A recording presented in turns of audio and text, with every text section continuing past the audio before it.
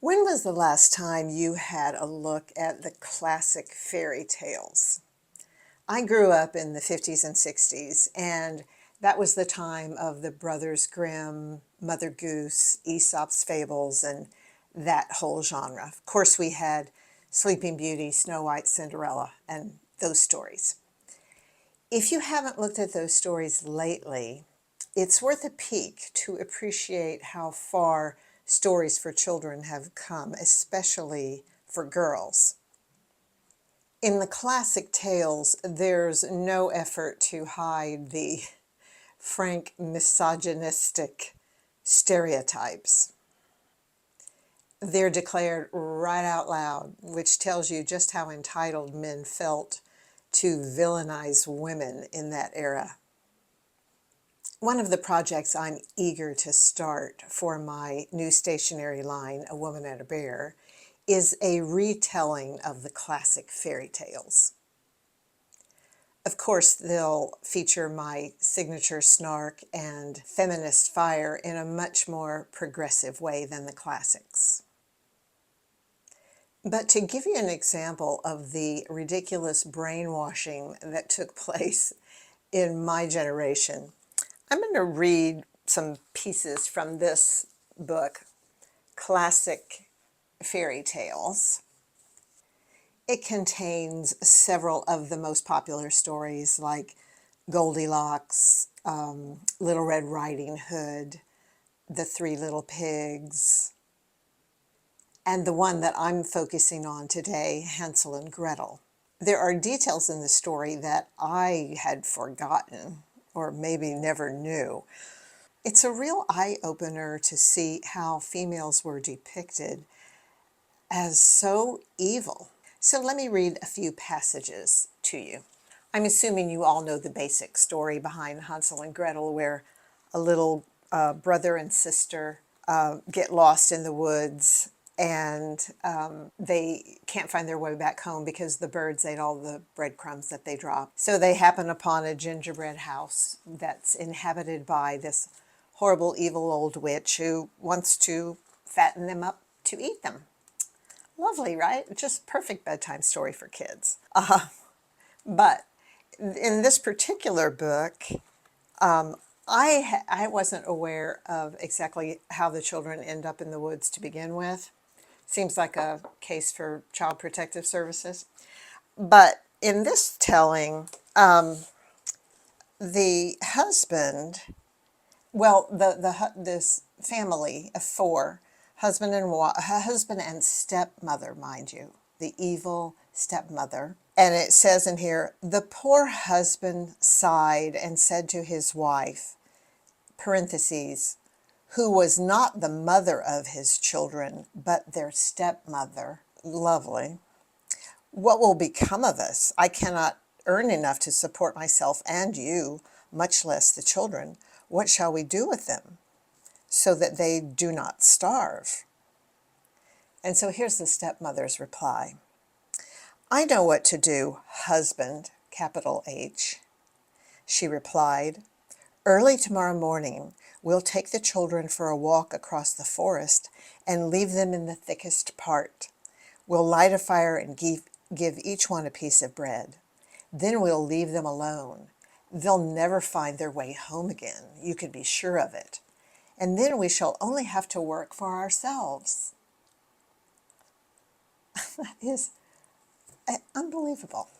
Okay, so the evil stepmother gets her way, as it's described here. And the children, especially the son, of course, because, you know, he's got to be smarter than his sister, right? He figures out a way, he tries to figure out a way to find their way back home. Like, why? I mean, it's a horrible place, apparently. And the father's too wimpy to kick the evil stepmother out. So anyway, they wind up in the, so the first night they're out in the woods. The first attempt at getting rid of them wasn't successful, apparently. They had dropped some pebbles. And they find their way back. And the stepmother says, "You naughty children, why have you stayed so long in the forest? We thought you were never coming back." She was hoping they were never coming back. But their father was overjoyed to see them, for it broke his heart to think that they had been left alone in the dark wood. Well, why didn't he get his ass out there and start looking for them? I mean, launch a party of people to find his kids. I don't know that he loved them that much. So anyway, long story short, they end up going back out in the woods again because, you know, the evil stepmother wasn't good enough. She got to get rid of these kids.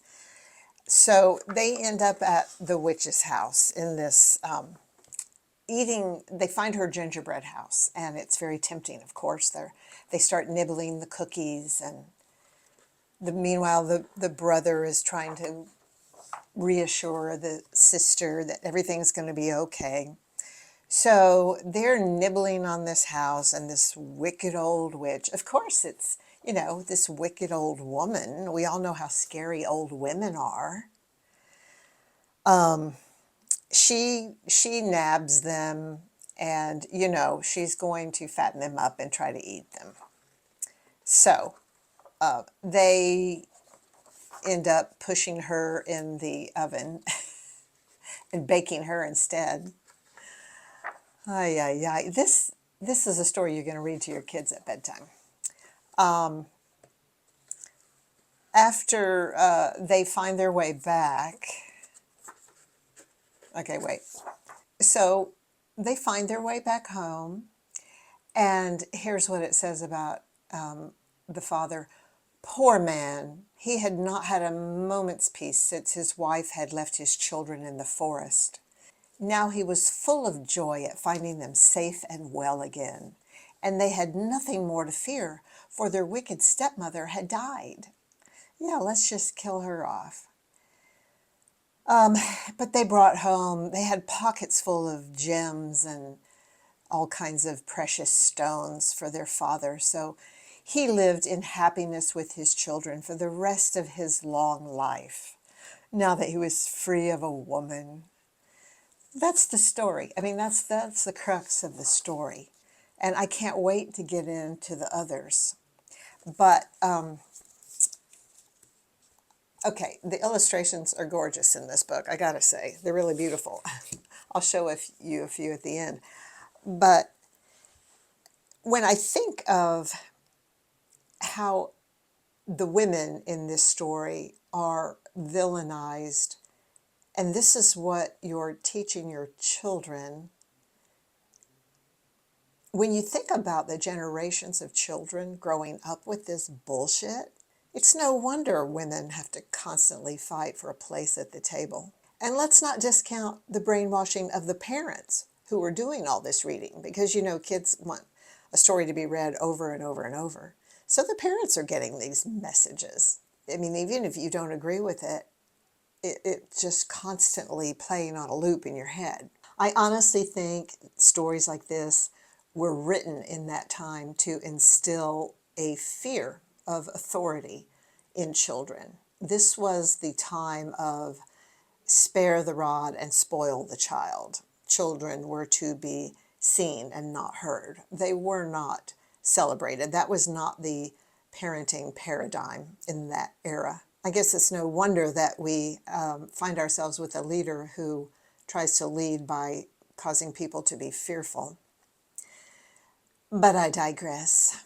And let's be real, the predators that children should be afraid of is men. You don't have to look far to find a coach, a neighbor, a stepfather, a father, an uncle, a brother, or member of the clergy who has harmed a child, sadly enough. But getting back to my own take on the classics, I'll be rewriting these stories from my perspective.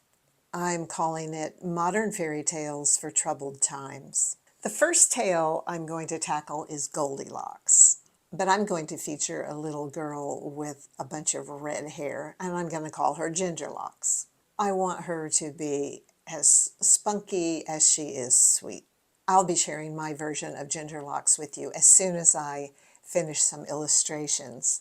So stick around, subscribe, and we'll discover a much better version of the fairy tale without all the patriarchal gaslighting. One thing I do want to add about this particular book is how exquisite the illustrations are. The illustrator is Scott Gustafson, and apparently this body of work took him about 4 years to create. These are all original oil paintings. I mean, look at the gorgeous detail. And you can see his influences were N.C. Wyeth and Norman Rockwell. And I can totally see how he's created in that style. So this is one from Little Red Riding Hood. Let's see, I've marked. You can see from Hansel and Gretel. Apparently he used neighbors, children, and friends and relatives as his models. This is another one. I thought, oh my goodness, this is the Frog Prince. Look at this beautiful, the fruit, and this little girl and the frog. Oh my goodness. Those really are exquisite. I don't aspire to create that kind of detail in my retelling, but I do appreciate just how dedicated he was to this project. So the stories may be antiquated and full of outdated tropes, but it is a beautiful book.